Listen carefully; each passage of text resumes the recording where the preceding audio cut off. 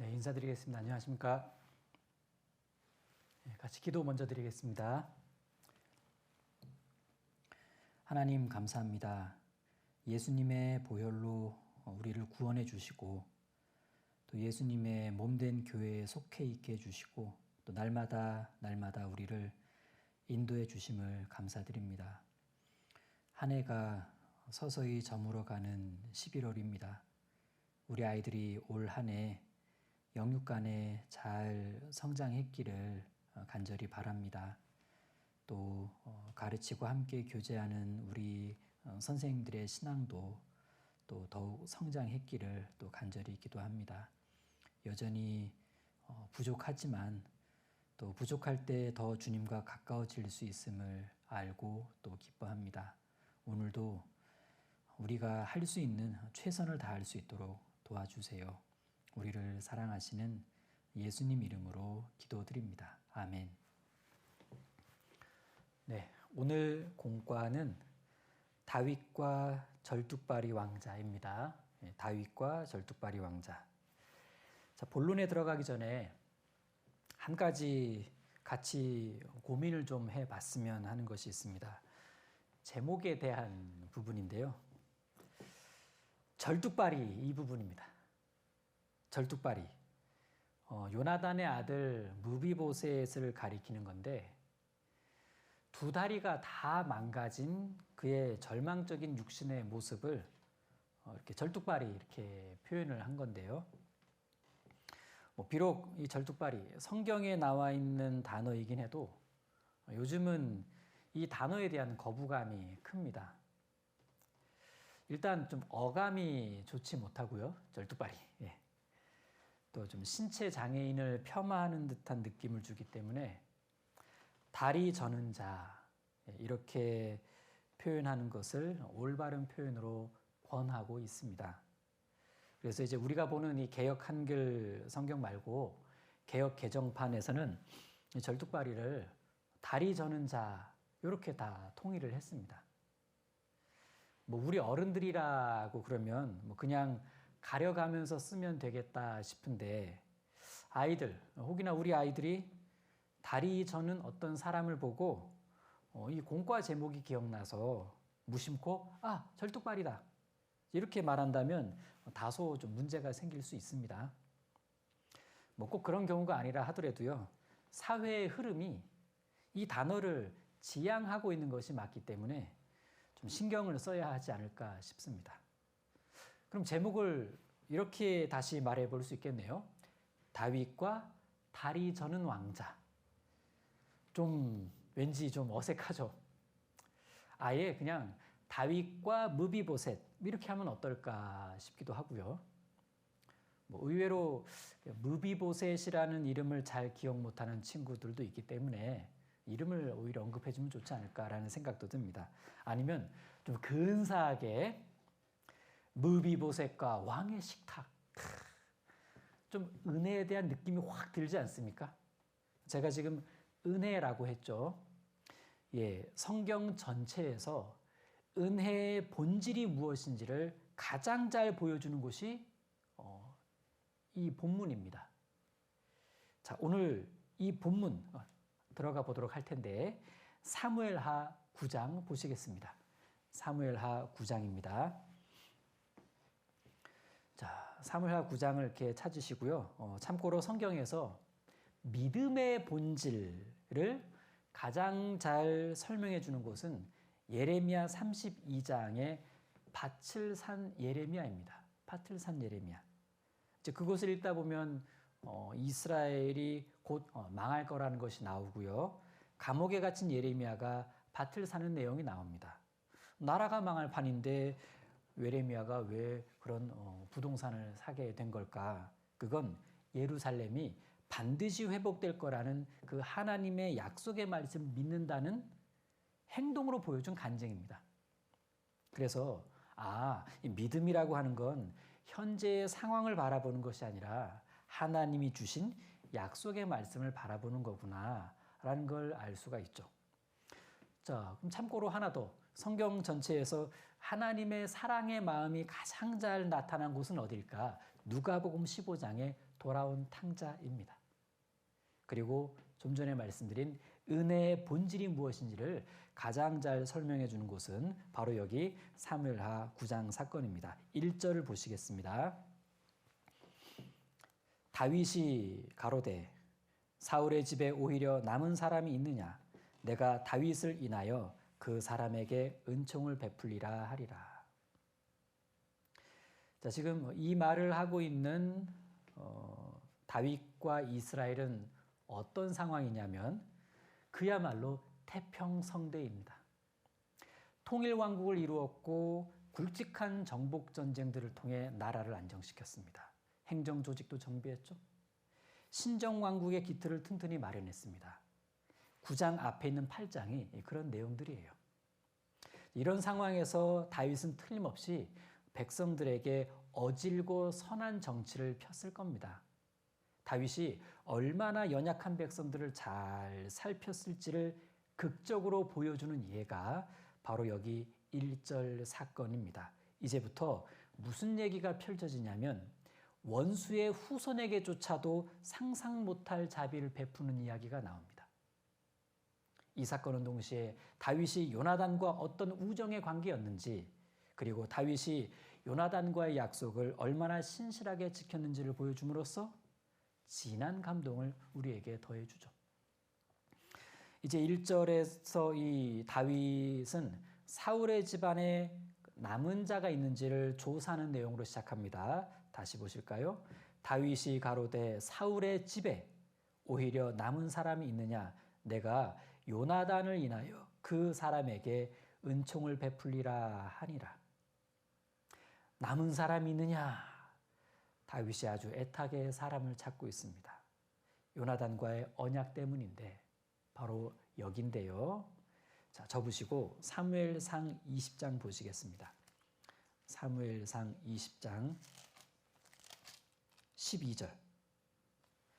사무엘상 20장 12절. 요나단이 다윗에게 이르되 쭉 내려가서 15절. 여호와께서 너 다윗의 대적들을 지면에서 다 끊어버리신 때에도 너는 내 인자를 내 집에서 영영히 끊어버리지 말라 하고, 이에 요나단이 다윗의 집과 언약하기를 여호와께서는 다윗의 대적들을 치실지어다 하니라. 자, 이게 이제 다윗과 요나단의 언약입니다. 자, 이 언약이 있고 나서 10여 년이 흐릅니다. 그리고 사울과 요나단 또 사울의 세 아들은 블레셋과의 전투에서 죽게 되죠. 그러고 나서 다시 20여 년 정도가 흐릅니다. 그리고 지금이 다윗이 요나단의 후손을 찾고 있습니다. 이제야 찾기 시작한 겁니다. 요나단의 아들을. 그럼 혹시 다윗이 오랜 기간 요나단과의 약속을 잊고 살았던 걸까? 이제야 찾는 걸 보니까 그거는 아닐 겁니다. 아마 요나단이 죽었다는 것을 알았을 때 당장에라도 그의 가족을 찾고 싶었을 거예요. 그런데 그렇게 찾아봐야 제대로 도와주거나 살펴줄 수 있는 상황이 아니었기 때문에 이제 계속 미루게 된 겁니다. 그때는 이렇게 국가 기틀을 세워져가는 과정이었고, 이렇게 좀 전쟁도 많았고 수습해야 될 상황도 많았기 때문에 이게 왕권이 안정되기도 전에 원수의 후손을 찾는다면 어쩌면 그의 생명조차도 지켜주지 못할 가능성이 큽니다. 뭐 주변에서 가만히 있었겠어요? 다윗은 매일같이 요나단과의 약속을 되새기면서 때가 되기만을 기다렸을 겁니다. 그리고 때가 왔어요. 드디어 은총을 베풀 수 있는 여건이 마련되었습니다. 아마 다윗은 오늘이 오기까지 깊은 책임의식 속에서 애타는 마음으로 살아왔을 겁니다. 그러니 지금 요나단의 자식을 찾는 다윗의 마음이 얼마나 간절했는지가 조금은 상상이 되지 않습니까? 이제 사무엘하 9장으로 돌아가서 사무엘하 9장 2절을 보시면요. 2절. 사울의 종 하나가 있으니 그 이름은 시바라. 저를 다윗의 앞으로 부르매 왕이 저에게 묻되 내가 시바냐? 가로되 종이 그로소이다. 자, 지금 신하들이 왕에게 대답합니다. 시바라는 사울의 종 하나가 있는데 그에게 물어보면 알 수 있을 겁니다. 다윗은 당장 시바를 데려오게 했죠. 네가 사울의 종 시바냐? 예, 그렇습니다. 그런데 이 시바라는 종은 그냥 노예 같은 종이 아니었습니다. 일종의 관리자급이었어요. 왜냐하면 여기 9장 10절 마지막 문장을 보면 시바는 아들이 15이요 종이 20이라. 야, 아들 15에 종 20, 어떻게 보면 사울의 왕궁에서 핵심 측근으로 일했던 권세 있는 자였을지도 모르죠. 이제 이 시바라는 종이 어떤 인간인지가 3절만 봐도 알 수 있는데 3절 왕이 가로되 사울의 집에 남은 사람이 없느냐 내가 그 사람에게 하나님의 은총을 베풀고자 하노라. 시바가 왕께 고하되 요나단의 아들 하나가 있는데 절뚝발이니이다. 자, 여러분이 지금 이 상황에 왕 앞에 섰다면 여러분 어떻게 하시겠습니까? 지금 왕이 묻고 있습니다. 사울의 집에 남은 사람이 없느냐? 내가 그 사람에게 하나님의 은총을 베풀고자 하노라. 그러면 뭐라고 대답해야 돼요? 저라면 일단 성은이 만극하옵니다. 이렇게 감사 인사부터 하고 왕이시여 있습니다. 남은 자가 있습니다. 왕께서 은혜를 꼭 베풀어 주셔야 할 왕의 친구 요나단의 아드님이 있습니다. 제가 그분이 어디 있는지를 잘 알고 있습니다. 이렇게 좀 적극적으로. 그런데 시바가 말하는 꼴을 보면 보세요. 시바가 왕께 고하되 요나단의 아들 하나가 있는데 절뚝반이니이다. 이런 거예요. 예. 다 죽었어요. 요나단의 아들 하나가 있긴 한데 살아있긴 합니다만 근데 쩔뚝발이에요. 이런 식으로. 시바는 요나단의 아들 이름을 말해주지 않았습니다. 그냥 그의 처지만 말해줬죠. 그의 처지를 알게 되면 이름은 알 필요도 없었기 때문에 그렇습니다. 그는 절뚝발이었습니다. 절뚝발이 이미 부정한 자로 분류되어서 예루살렘 성에는 들어올 수 없는 사람. 그래도 그런 절뚝발이라도 그가 자기가 섬기던 왕자님의 아들이라면 어떻게 해야 되겠어요? 종으로서? 진정한 신하라면 유일하게 생존한 왕손을 정성껏 모시고 살아야 했을 겁니다.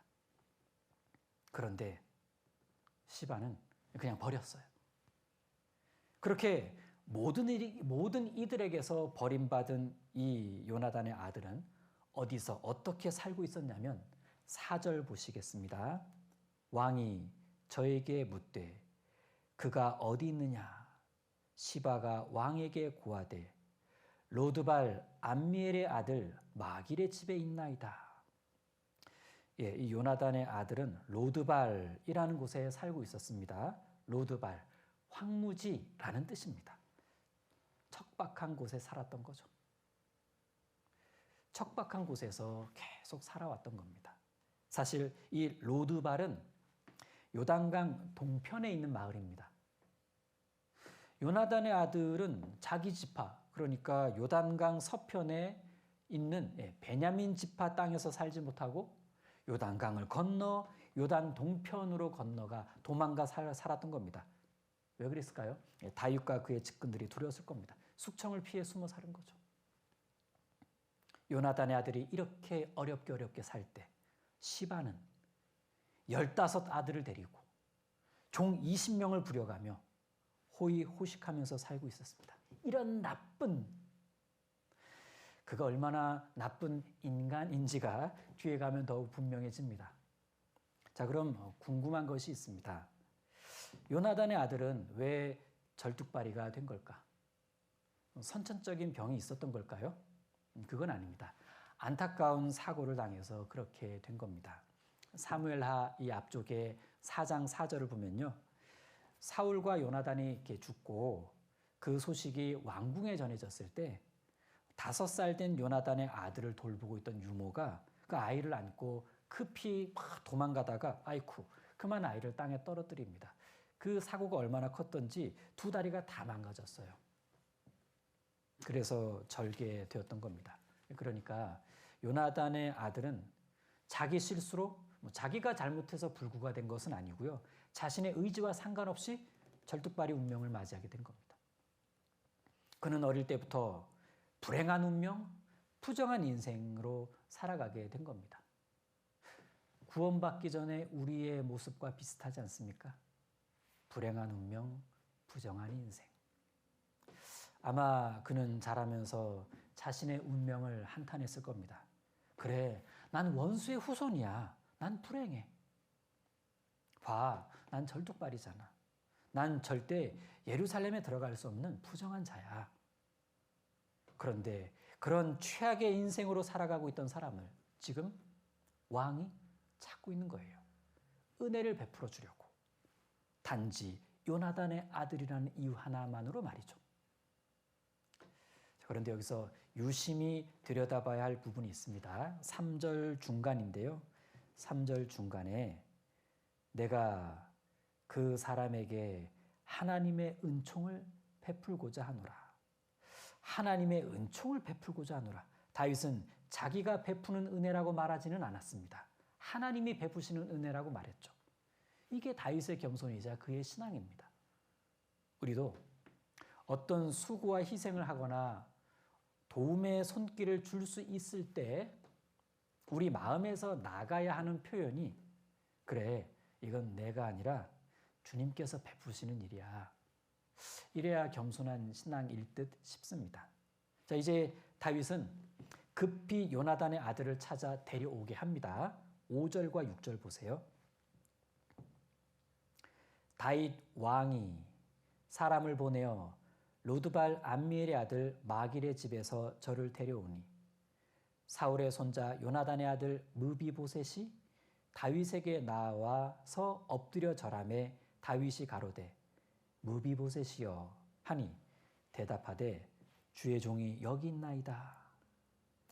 네, 5절에 다윗 왕이 사람을 보내어 로드발 암미엘의 아들 마길의 집에서 저를 데려오니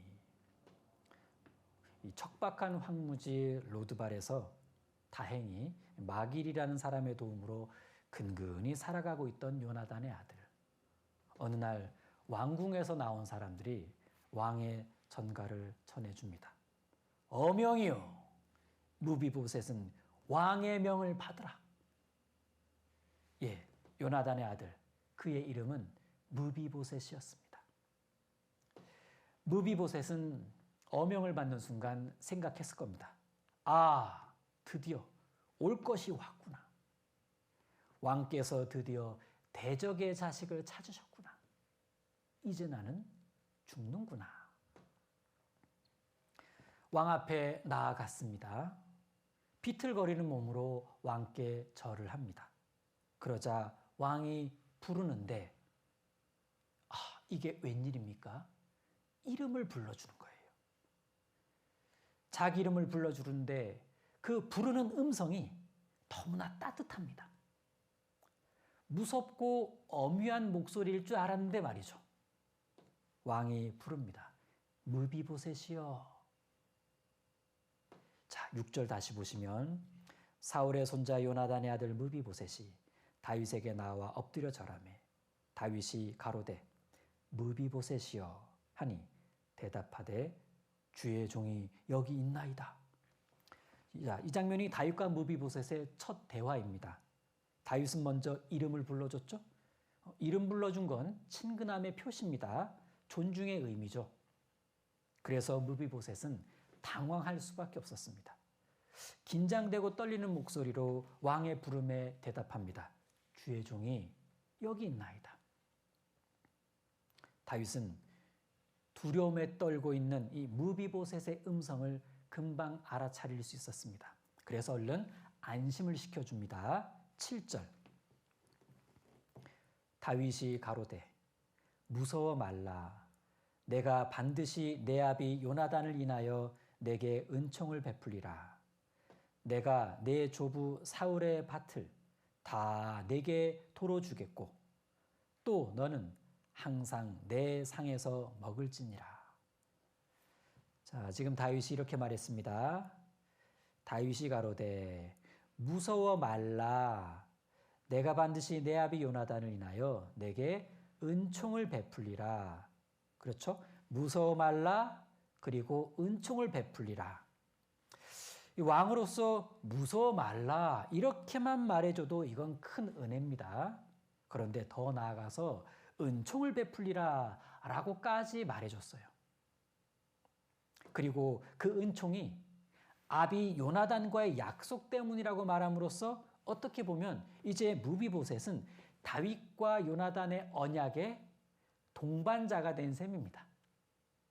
그런 면에서 보면 우리도 예수님으로 말미암은 십자가 언약에 우리가 동반자가 되어서 구원의 은총을 받은 셈이기도 하죠. 이렇게 무서워 말라. 예수를 인하여 너에게 은총을 베풀리라.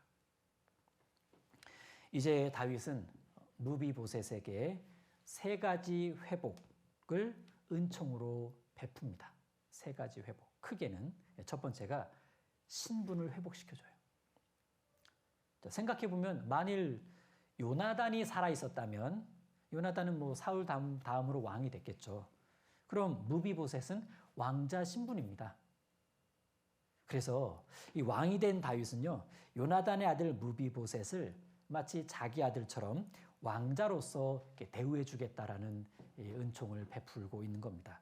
그렇게 함으로써 그가 누렸어야 할 왕자의 신분을 회복시켜 준 겁니다. 그의 신분 회복을 생생하게 보여주는 표현이 왕의 식탁입니다.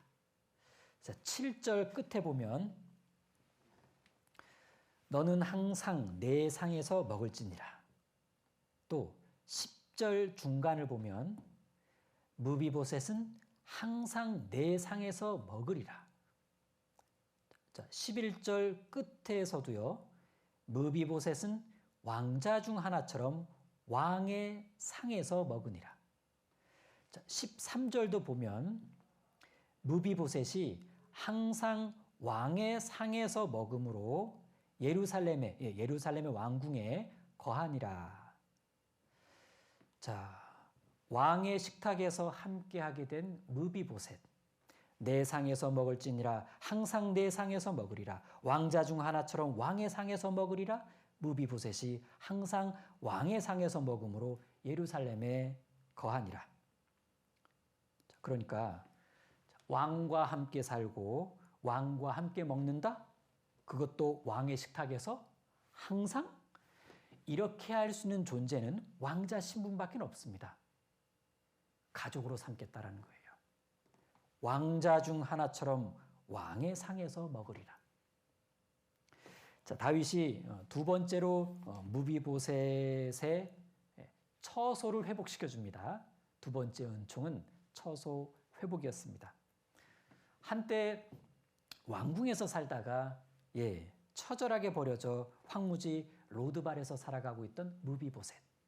그런 그가 이제는 왕의 성, 평화의 도성, 안전과 기쁨이 있는 예루살렘 성에 들어와 살게 됩니다. 원래는 그냥 그렇게 절뚝거리며 외롭고 쓸쓸하게 살다가 죽어가는 것이 그의 운명이었는데 그의 거처가 예루살렘으로 바뀌게 되면서 그는 더 이상은 은둔 생활이 아니라 은혜 생활을 할 수 있게 되는 거죠. 무엇보다 은혜를 베푸신 왕을 모시면서 왕과 함께 살게 되었다는 것이 그에겐 큰 영광이었습니다. 다윗은 그렇게 그의 처소를 회복시켜 주었습니다. 자, 이렇게 신분과 처소를 회복시켜 줌으로써 무비보셋은 왕과 친밀한 교제를 하며 살게 된 거예요. 정말 놀랍고 감사한 은혜죠. 자, 그리고 세 번째로 다윗은 무비보셋에게 소유를 회복시켜 줍니다. 소유. 자, 7절을 다시 보시면요. 다윗이 가로되 무서워 말라. 내가 반드시 내 아비 요나단을 인하여 내게 은총을 베풀리라. 내가 내 조부 사울의 밭을 다 내게 도로 주겠고 또 너는 항상 내 상에서 먹을지니라.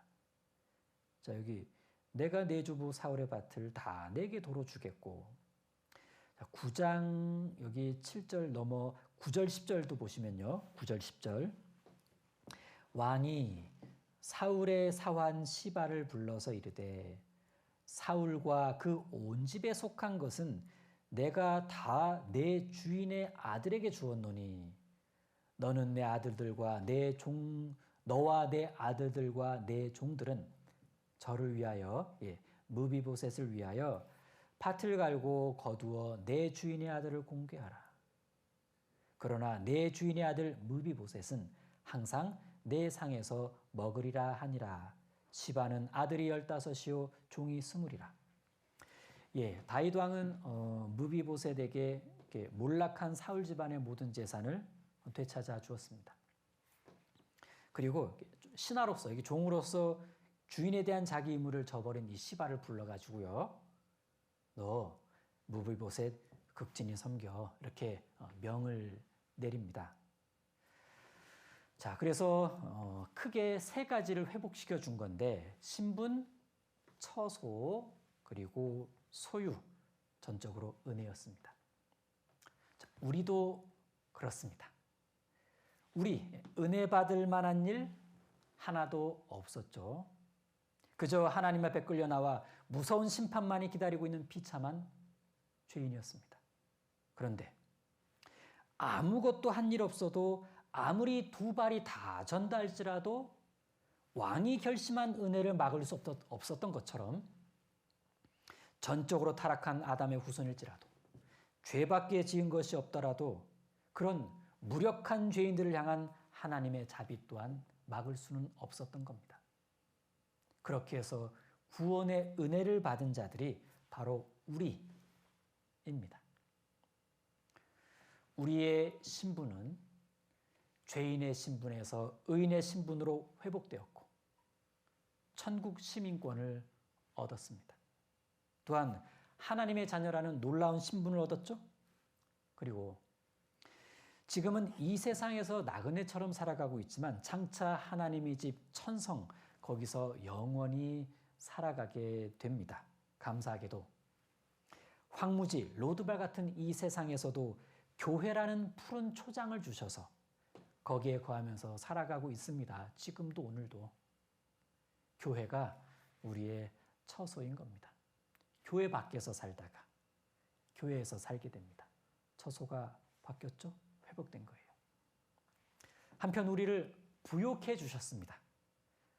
하늘 영광의 기업을 소유한 자가 되었는데 권세 또한 되찾아 주셨습니다. 예수님께서 이루신 그 십자가의 승리로 말미암아 아담의 범죄로 빼앗겼던 영광과 권세를 다 되찾아 주신 거예요. 자, 그런데 이렇게 은혜를 베풀어 주는 다윗 왕 앞에서 무비보셋은 다음과 같은 반응을 보이게 됩니다.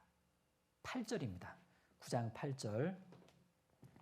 저가 절하여 가로되 이 종이 무엇이간데 왕께서 죽은 개 같은 나를 돌아보시나이까. 무비보셋은 자기를 죽은 개라고 말했습니다. 그냥 개 말고 죽은 개 말이죠. 아무짝에도 쓸모없는, 그냥 보이지 않는 곳에 던져버려져야 하는 그런 물건 같지도 않은 거 말이죠. 그러면서 어찌 이처럼 죽은 개와 같은 자기를 돌아보시냐고 묻습니다. 왕에게. 아무리 생각해도 말도 안 되는 일이었기 때문에 그렇죠. 사울의 후손이라는 신분으로 보나, 심각한 장애를 가진 육신의 상태를 보나, 숨죽여 살아갈 수밖에 없는 자기는 전혀 무가치한 존재였기 때문에 다윗 왕의 이 같은 은혜는 정말 감당할 수 없는 일이었던 건 맞습니다. 틀림없습니다. 그렇다면 이렇게까지 할 만큼 과연 그토록 다윗과 요나단의 언약은 중요했던 건가? 그렇습니다. 이런 은혜가 가능할 정도로 그들의 언약은, 그 언약은 특별한 언약이었습니다. 우리도 특별한 언약으로 인해 이렇게까지 특별한 은혜를 받은 거예요. 아무것도 아닌 우리가, 지옥 땔감 정도에 불과했던 우리가 우주에서 가장 특별한 언약, 십자가 언약으로 인해 영원한 속죄의 은혜를 받은 겁니다.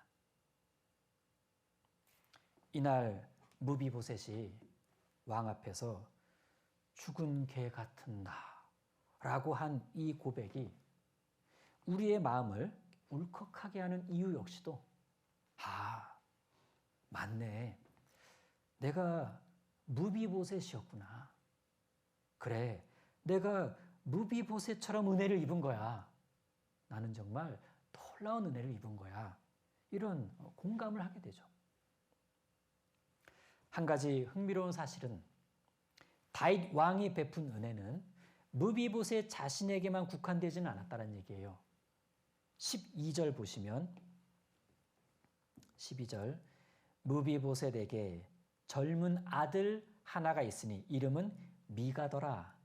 무릇 시바의 집에 거하는 자들은 무비보셋의 종이 되니라. 자, 여기 이 중요한 장면에서 무비보셋의 아들의 구체적 이름까지 등장한 건 이제 다윗과 요나단의 언약으로 인해 다윗이 베푼 은혜는 무비보셋에게만 그치는 것이 아니라 그의 아들을 통해서도 지속적으로 이어질 거라는 걸 암시해 줍니다.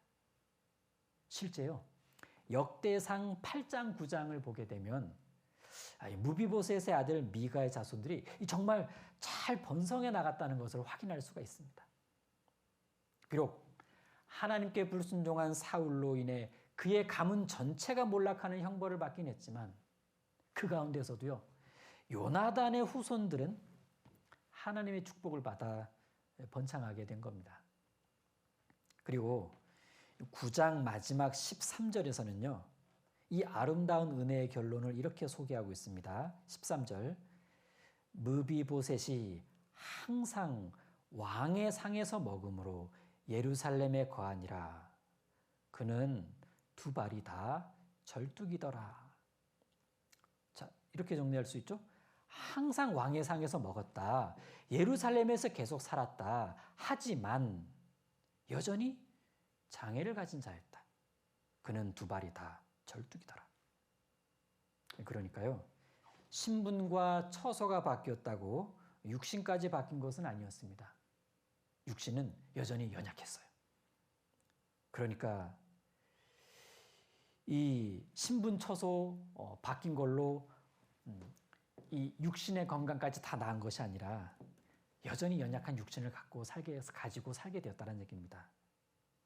하지만 이제는 그 육신의 연약함을 친히 담당해 주시는 왕의 영향 아래에서 살게 되었다는 게 이게 이제 여기서 더 숨겨진 어떤 교훈의 은혜입니다.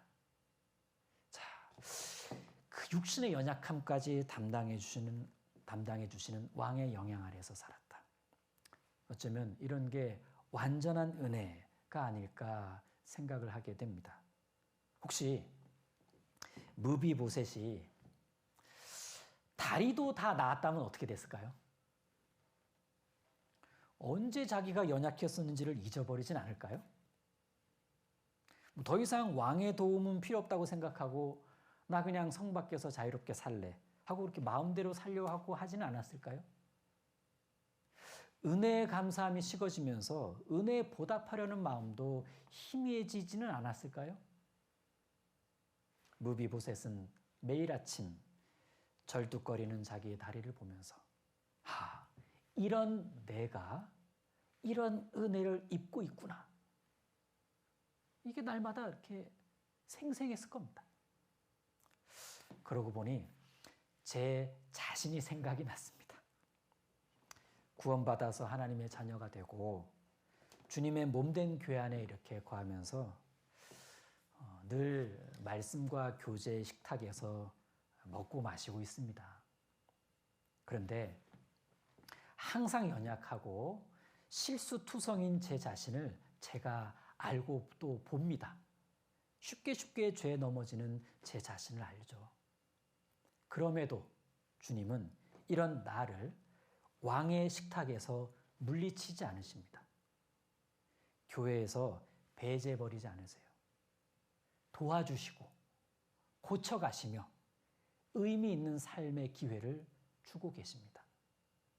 그래서 저는 개인적으로 여기 13절을 이렇게 교훈으로 읽어보고 싶습니다.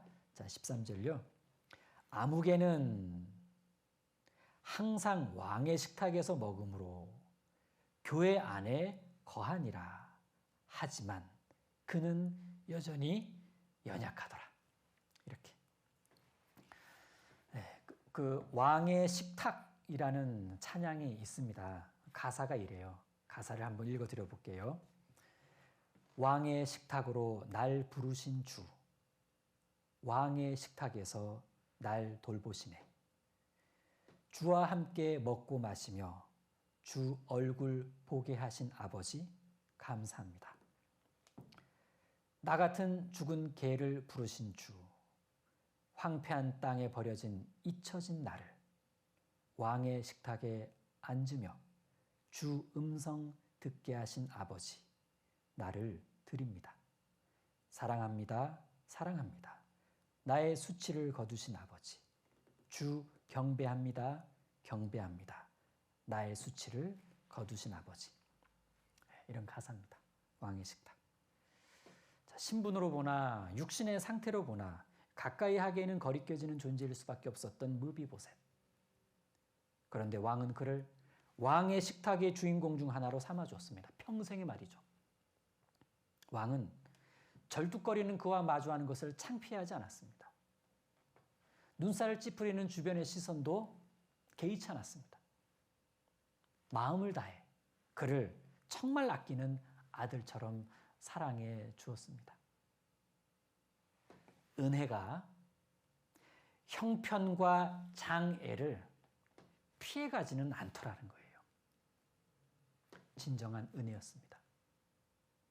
자, 그럼 이런 대우를 받게 된, 또 받고 있는 무비보셋, 이제 그가 왕에 대해 갖게 되는 태도는 무엇일까요?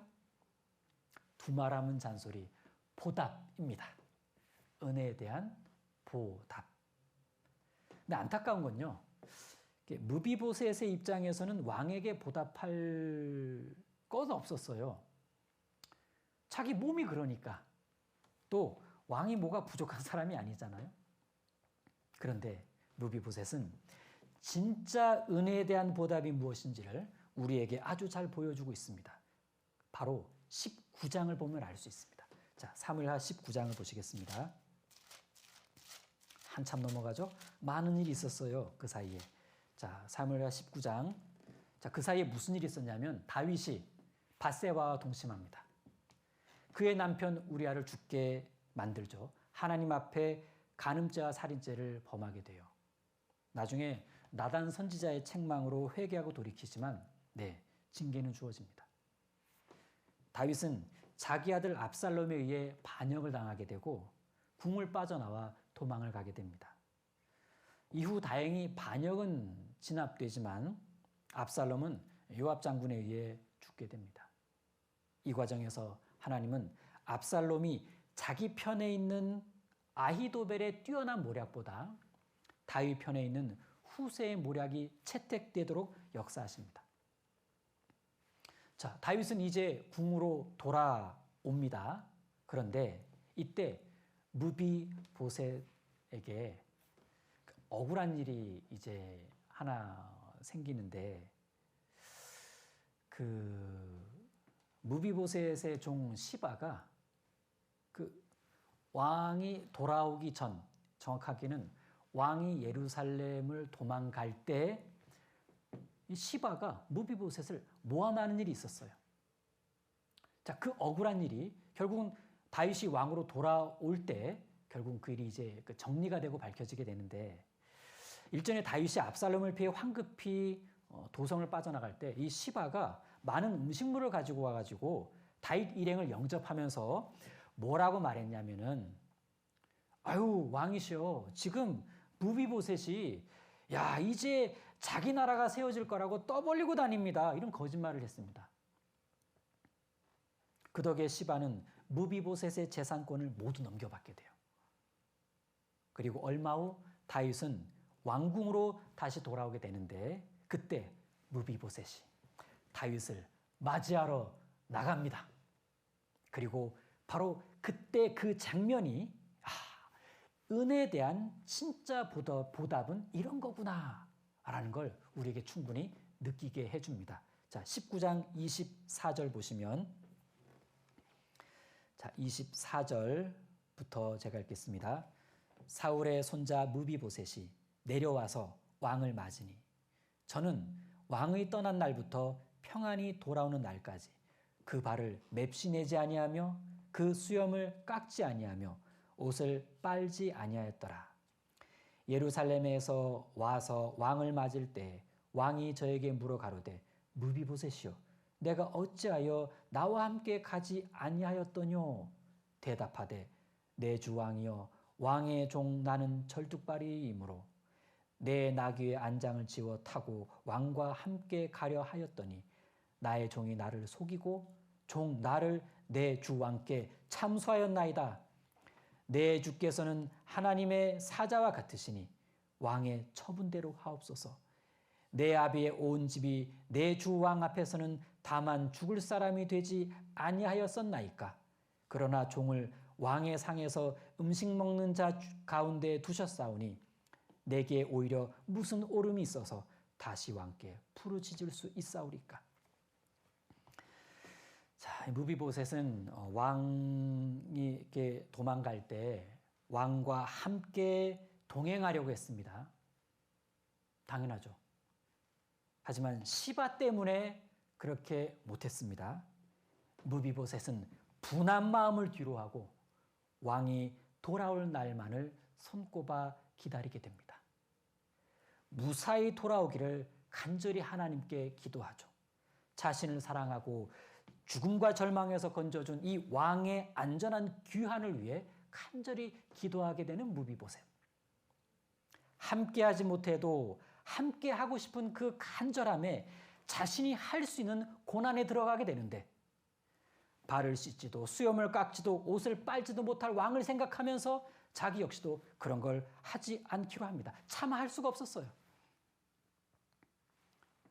그는 그런 식으로 왕의 고난에 동참합니다. 그리고 그건 그가 최선을 다해 할 수 있는 왕과의 동행이었습니다. 무비보셋은 시바의 꿍꿍이에 당한 것에 복수하는 쪽으로 세월을 보낸 것이 아니라 아들의 반역에 고난당하고 있는 그 왕의 슬픔에 같이 슬퍼했습니다. 왕이 슬프니 나도 슬프다. 시바가 자기에게서 빼앗은 재물로 기뻐하고 있을 때 그는 무비보셋은 왕과 함께 식탁에서 마주할 수 있는 기쁨이 사라진 것에 대해 한탄했습니다. 내가 왕과 함께 못하다니. 시바가 재물을 사랑하고 있을 때 무비보셋은 왕을 사랑하고 있었던 겁니다. 이것이 바로 은혜 받은 자의 바른 마음이고 연약한 자가 할 수 있는 최선의 보답의 모습입니다. 어떻게 보면 은혜에 대한 보답이란 함께하지 못해도 함께하는 것, 그런 거 아닐까요? 자, 이런 무비보셋의 기도를 하나님이 들어주신 걸까요? 다시 왕을 만날 수 있게 됩니다. 기쁨으로 나아간 무비보셋. 하지만 다윗은 일단 물어봐야 할 것이 있었어요. 자, 25절 다시 보시면 예루살렘에서 와서 왕을 맞을 때 왕이 저에게 무비보셋에게 물어 가로되 무비보셋이여 네가 어찌하여 나와 함께 가지 아니하였느냐? 대답하되 내 주 왕이여 왕의 종 나는 절뚝발이므로 내 나귀의 안장을 지워 타고 왕과 함께 가려 하였더니 나의 종이 나를 속이고 종 나를 내 주 왕께 참소하였었나이다. 내 주 왕께서는 하나님의 사자와 같으시니 왕의 처분대로 하옵소서. 예, 여기 마지막 내 주 왕께서는 하나님의 사자와 같으시니 왕의 처분대로 하옵소서. 그렇습니다. 무비보셋은 있었던 사실만 딱 말하고 처분을 기다리겠다고 말합니다. 어떻게 보면 왕의 공의로운 판단을 기대한다는 말 같기도 하지만 사실 무비보셋의 마음은요, 그런 걸 기대하는 게 아니었어요. 뭐 공정한 재판, 엄격한 심판, 그런 걸 기대하는 게 아니었습니다. 여길 보면 알아요. 28절. 내 아비의 온 집이 내 주 왕 앞에서는 다만 죽을 사람이 되지 아니하였었나이까. 그러나 종을 왕의 상에서 음식 먹는 자 가운데 두셨사오니 내게 오히려 무슨 오름이 있어서, 뭐 오름이 있다 해도 다시 왕께 부르짖을 수 있사오리까? 내가 뭘 공정을 바라겠습니까? 자, 무비보셋은 이렇게 말한 겁니다. 왕이시여, 저는 원래 죽을 사람이었습니다. 그런 저를 왕께서 왕의 식탁으로 부르셨습니다. 저는 그렇게 이미 감당할 수 없는 은혜를 받은 사람입니다. 저는 또 다른 은혜를 구할 필요가 없는 사람입니다. 제가 억울한 일을 당한 것은 사실이지만 왕은 그 억울함을 굳이 풀어주지 않으셔도 됩니다. 왜냐하면 저는 그 억울함을 뛰어넘는 감사함을 너무나 크게 갖고 있는 사람이기 때문에 그렇습니다. 저는 그동안의 은혜로도 족하며 이렇게 왕이 다시 돌아오는 모습을 본 것만으로도 기쁨이 넘치고 힘이 납니다. 왕이시여, 저는 더 이상 바랄 것이 아무것도 없습니다. 왕이시여, 돌아와 주셔서 감사합니다. 이렇게 왕을 다시 볼 수 있게 해주신 하나님께 감사하고 하나님을 찬양합니다. 자, 이런 마음의 고백이 담긴 말인 겁니다. 자, 이제 그에 대해 다윗 왕은 이렇게 말하죠. 29절. 왕이 저에게 이르되 내가 어찌하여 또 내 일을 말하느냐? 내가 이르노니 너는 시바와 밭을 나누라. 무비보셋이 왕께 고하되 내 주 왕께서 평안히 궁에 돌아오시게 되었으니 저로 그 전부를 차지하게 하옵소서 하니라. 여기 주의해야 됩니다. 30절 끝에 저로 그 전부로, 이 저가 무비보셋 나가 아니고 제 시바를 말하는 겁니다. 다 주세요. 걔 다 주세요. 이런 식으로. 자, 근데 29절에 왕이 저에게 이르되 내가 어찌하여 또 내 일을 말하느냐? 그러니까 은혜 받은 것을 말하는 무비보셋에게 왕은 뭘 또 그런 걸 계속 말하느냐? 왜 자꾸 옛날 그 은혜 받은 이야기 또 꺼내냐? 그만 말해라, 옛날에 은혜 받은 거. 하지만 은혜를 잊지 않고 은혜를 계속 말하는 이 무비보셋을 보고 있는 다윗의 속마음은 어땠을까요? 기뻤을 겁니다. 은혜를 은혜로 기억하고 있는 이 무비보셋에게 고마웠을 거예요. 틀림없이. 다윗은 말합니다. 너는 이제 시바와 밭을 나누라. 다 돌려야 되지 않나? 이렇게 반반 나누라 그러지? 보세요.